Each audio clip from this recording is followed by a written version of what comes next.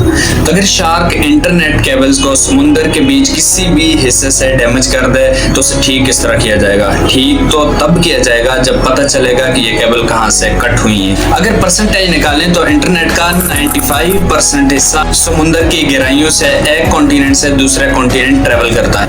Welcome back to info with MZ in another educational video. Internet cable को ज्यादा से ज्यादा 8000 मीटर की गहराई तक रखा जाता है, जहां पर पानी का प्रेशर 5300 kg पर स्क्वायर इंच होता है।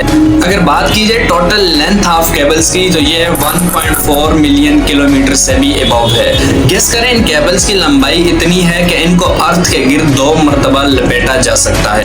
इमेजिन करें 1 किलोमीटर सबमरीन केबल को बिछाने के लिए $25 लाख का खर्च आता है। तो सोचें 1.4 मिलियन किलोमीटर जब इन तारों को बिछाएंगे तो इस पर टोटल एक्सपेंस कितना आएगा? अगर हम कैलकुलेशन करें तो ये बनता है $3.5 ट्रिलियन। अगर इनको पाकिस्तानी रुपीस में कन्वर्ट करें तो भाई साहब कैलकुलेटर हमें जवाब दे देता है। यहाँ एक बात सोचने वाली है कि इस पीरियड में सैटेलाइट के थ्रू डाटा शिफ्ट हो सकता है, डाटा ट्रांसफर हो सकता है, लेकिन इसके लिए फिर इतनी लंबी केबल्स बिछाने की क्यों जरूरत पड़ी?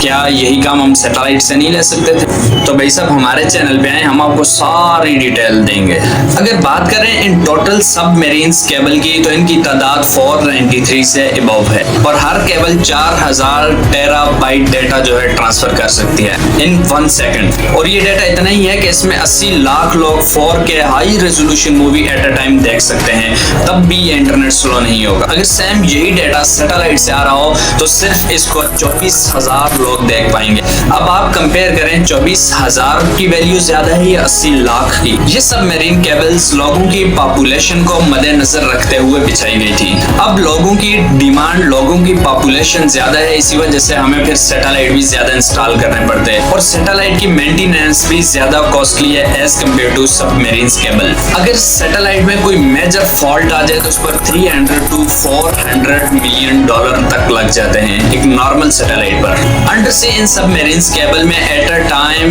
करोड़ों गीगाबाइट का डेटा ट्रेवल करता है। यह सुन के आप लोगों के जहन में आया होगा कि यह केबल भी अच्छी खासी मोटी होगी जो इतने बड़े डेटा को लेकर एक जगह से दूसरी जगह जा रही है, लेकिन आप बिल्कुल गलत हैं क्योंकि ये केबल बाल बराबर होती है। बज़ाहिर तो ये केबल काफी मोटी और बड़ी होगी क्यों फाइबर ग्लास से लपेटा जाता है। यही तो वजह जब उसे प्रोटेक्ट किया जाता है तो वो अच्छी खासी मोटी दिखाई देती है। इन केबल्स में डेटा लाइट पैक के थ्रू ट्रेवल करता है। इन केबल्स की लंबाई ज्यादा होने की वजह से डेटा इनमें वीक हो जाता है, यानी डेटा सिग्नल स्लो हो जाते हैं। इनको फास्ट करने के लिए हर 1 किलोमीटर बाद ट्रांसमीटर लगा होता है जो डेटा को बूस्ट करता है। और इतनी प्रोटेक्शन के बावजूद ये अर्थक्वेक और शार्क अटैक से ये केबल महफूज नहीं रहती। इन केबल्स को सबसे ज्यादा खतरा फिशिंग से होता है, यानी जो माहीगीर मछलियां पकड़ते हैं उनसे होता है। आपको तो पता ही है समुद्र में माहीगीर वेसल का इस्तेमाल करते हैं। अगर वही वेसल सबमरीन केबल्स के एरिया में आ जाए तो उसे अच्छा खासा नुकसान देती है। और अब सवाल ये पैदा होता है कि इस बेवहां इतने बड़े ओशन में इस केबल को किस तरह ठीक किया जाएगा और इस केबल का पता किस तरह चलता है कि ये किस पॉइंट से खराब है, किस पॉइंट से डैमेज है। रिपेयरिंग के दौरान एक खास मशीन का चुनाव किया जाता है जो कि समुद्र की सरफेस पर तैरने की सलाहियत रखती है। अब सवाल ये पैदा होता है कि आखिर माहिरीन को पता कैसे चलता है कि ये केबल्स कहाँ से खराब है? इसके लिए एक डिवाइस का इस्तेमाल किया जाता है जिसका नाम ऑप्टिकल टाइम डोमेन रिपीटर होता है। ये डिवाइस केबल के दोनों साइड से लाइट पल्स भेजती है। चूंकि वायर टूटी होती है तो पल्स बाउंस होकर वापस आ जाते हैं। पल्स कितने टाइम में वापस आए और किस स्पीड से वापस आए, इस बात को माहिरीन देखकर अंदाजा लगा लेते हैं कि केबल किस जगह से डैमेज है।